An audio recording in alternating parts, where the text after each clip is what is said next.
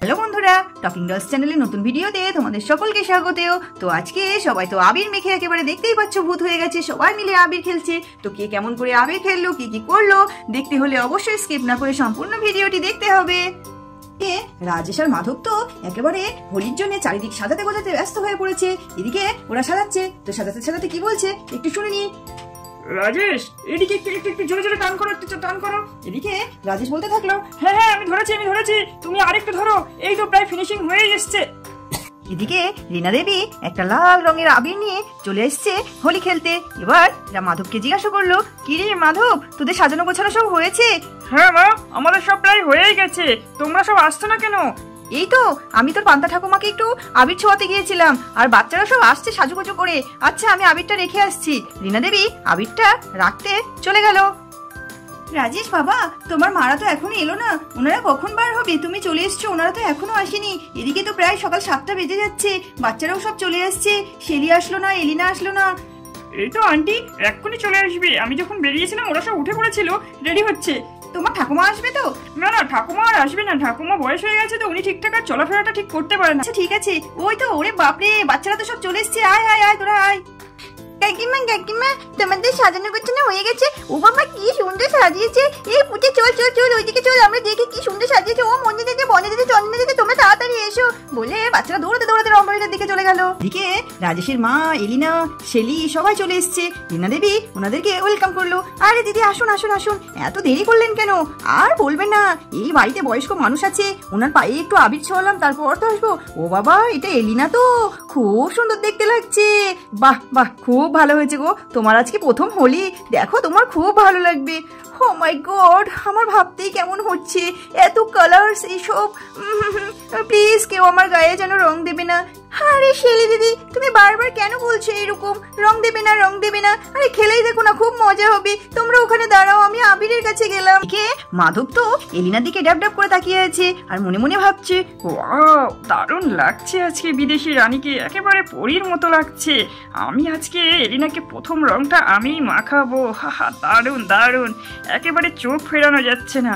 আর এদিকে এলিনা মনে মনে বলতে লাগলো, ইস ওই গোবর গণেশটা দেখো কেমন হাঁ করে তাকিয়ে আছে।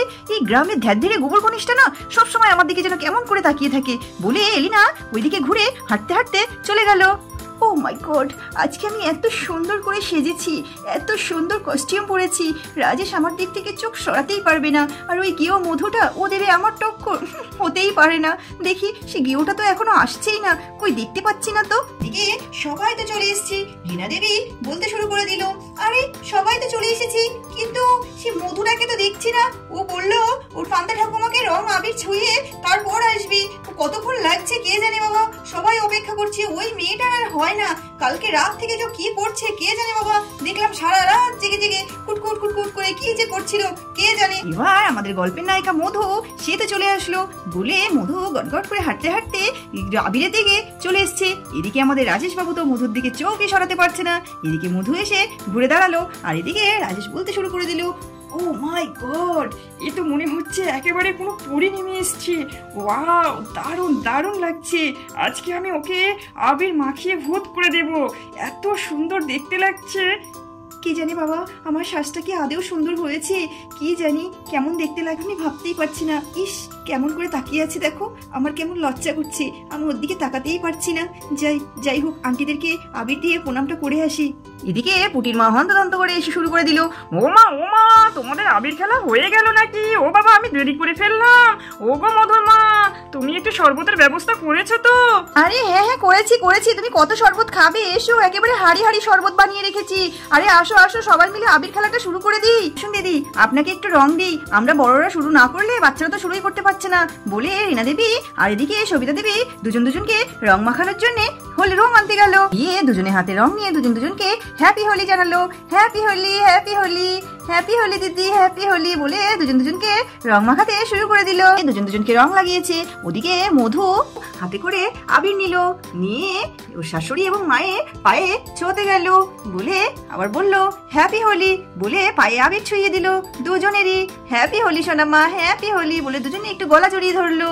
চলেন দিদি, আমরা ওই শরবতের ওই দিকটায় গিয়ে দাঁড়াই, যে যা শরবত খাবে আমরা দিই, এদিকে বাচ্চারা একটু হোলি খেলুক, সব হোলি খেলে খেলে গলা শুকিয়ে যাবে। আচ্ছা তাই হোক, চলো চলো বলে ওরা দুজনা শরবতের দিকে চলে গেল। এদিকে মধু দাঁড়িয়ে আছে, আর ওদিকে মাধব গিয়ে আবির নিল হাতে, দিয়ে অনেকটা করে আবির নিয়ে একেবারে এসেই মধুর গালে লাগিয়ে দিল হ্যাপি হোলি, হ্যাপি হোলি বলে মধুর গালে একেবারে আবিরে ভর্তি করে দিল। কি ব্যাপার ম্যাডাম, আপনি কিন্তু আমার আগে হোলি দিতে পারলেন না, আমি কিন্তু আপনাকে আবির দিয়ে দিয়েছি। ও তাই বুঝি, আমি কি আর দিতে পারবো না বলে মধুও আবির আনতে চলে গেল। এবার মধু তো মাধবকে হোলি মাখিয়ে দিল, হ্যাপি হোলি বলে অনেক মাখিয়ে দিল রং। কি তুমি তো একেবারে ভূত করে দিলে আমাকে। বেশ করেছি বলে মধু লজ্জা পেয়ে পালিয়ে গেল ওদিকে। কিন্তু আমরা খেয়ালই করছি না বাচ্চারা কি করছে, বাচ্চারাও তো দৌড়াদৌড়ি করে হোলি খেলছে। এদিকে রিনি অনেক করে রং নিয়ে লতার মুখে মাখিয়ে দিতে গেল, আর অমনি লতার চোখে আবির চলে গেল, আর লতা এদিকে কাঁদতে শুরু করে দিল। সরি সরি, আমি বুঝতে পারিনি তোর চোখে চলে যাবে। এদিকে পটি বলতে শুরু করে দিল, কি রে ওরকম কান্নাকাটি করছিস কেন? আবির খেলতে গেলে ওরকম একটু চোখে মুখে যায়, ঢং শুধু। এই খেলতে পারবি না, খেলিস কেন রে, যা তো এখান থেকে বলে লতাকে কেমন করতে শুরু করে দিল পুটি। এদিকে বনি আর শেলি হ্যাপি হোলি করতে শুরু করে দিল, হ্যাপি হোলি হ্যাপি হোলি। দারুণ হচ্ছে তাই না, দারুণ হচ্ছে। বাবা তুমি তো আমাকে একেবারে ভূত করে দিয়েছো। একেই তুমিও তো ভূত করে দিয়েছো। এই বনি চন্দনা তোরাও আয়, খেলবি না? তাড়াতাড়ি আয়, তাড়াতাড়ি আয়। এই সেই পিচকারিগুলো কোথায় গেল? পিচকারি নিয়ে খেলবো তো। ওই তো একটা পিচকারি পড়ে আছে, যাই আমি পিচকারিটা নিয়ে চলে আসি। হ্যাপি হোলি বলে বনি চন্দনা দুজন দুজনকে রং মাখাতে শুরু করে দিল। আর বনি বলতে শুরু করে দিল, তুই ইয়েলো রং বেশি পছন্দ করিস তাই আমি তোকে ইয়েলো রং দিয়েছি। হো তাই নাকি? আর তুই পিঙ্ক আর রেড পছন্দ করিস তাই আমি তোকে পিঙ্ক আর রেড দিয়েছি বলে দুজনে নাচতে শুরু করে দিল। খেলবো হোলি, রং দেবো না তাই কখনো হয়। এসো এসো বাইরে এসো, ভয় পেও না ভাই, এসেছে হোলি এসেছে, এসেছে হোলি এসেছে বলে দুজনে নাচতে শুরু করে দিল। হে এলিনা, তুমি ওখানে দাঁড়িয়ে কেন? এদিকে এসো প্লিজ, এদিকে এসো। নো নো নো নো, আমার ভালো লাগছে না, প্লিজ তোমরা আমাকে ডেকো না। না না এলিনা এসো না, প্লিজ একটু বাইরে এসো। ঠিক আছে আমি একটুখানি যাচ্ছি, জাস্ট একটুখানি আবির দেবে, ঠিক আছে? আচ্ছা তাই হবে, তুমি এসো। এলিনা বাইরে আসতে না আসতে মাধবকে হ্যাপি হোলি বলে আবির দিয়ে দিল, হ্যাপি হোলি হ্যাপি হোলি। এদিকে সময় রং মাখায় ব্যস্ত, এই রং ভং কে মাখবে? আমি তো এসে শরবত খেতে, যা যাই শরবতটা খেয়ে আসি বলে পুটির মা আস্তে আস্তে শরবতের দিকে এগিয়ে গেল। শরবতটা ভীষণ টেস্ট ছিল। ও ঘোলটা যা মজা হয়েছে না, কি যে দিয়েছে, এত মজা কেন? এ বাবা, এবার কি হবে? ও আন্টি তো ঘোল দেওয়া শরবত খেয়ে নিল। ইস কি যে হবে কে জানে বাবা। বন্ধুরা আমাদের রং খেলা তো অনেক জমে উঠেছে, তো তোমরা তো দেখতেই পাচ্ছ সবাই রং খেলায় মেতে উঠেছে। এদিকে পুটির মা ভাঙও খেয়ে নিয়েছে। তো আজকে শুধু পুটির মাই ভাঙ খেয়েছে, কালকে অনেকজন মিলে ভাঙ খাবে। তো আমরা সেসব ভাঙ খাওয়ার দৃশ্যগুলো দেখাবো এখনো। তো আজকে ভিডিওটা এখানেই শেষ করছি। তো অবশ্যই আমাদের ভাঙ খাওয়া ভিডিও দেখতে গেলে অবশ্যই টকিং ডটস চ্যানেলটিকে সাবস্ক্রাইব করতে হবে, আর সবার আগে ভিডিও পেতে পাশে থাকা বেল আইকনটি প্রেস করে দেবে। আর ভালো লাগলে অবশ্যই লাইক করবে, কমেন্ট করে জানাবে কাকে কাকে ভাং খাওয়ালে তোমাদের সব থেকে বেশি ভালো লাগবে, আমরা তাকে তাকে ভাং খাইয়ে দেবো। তো আজকের মতো টাটা বাই বাই, দেখা হচ্ছে পরবর্তী ভিডিওতে।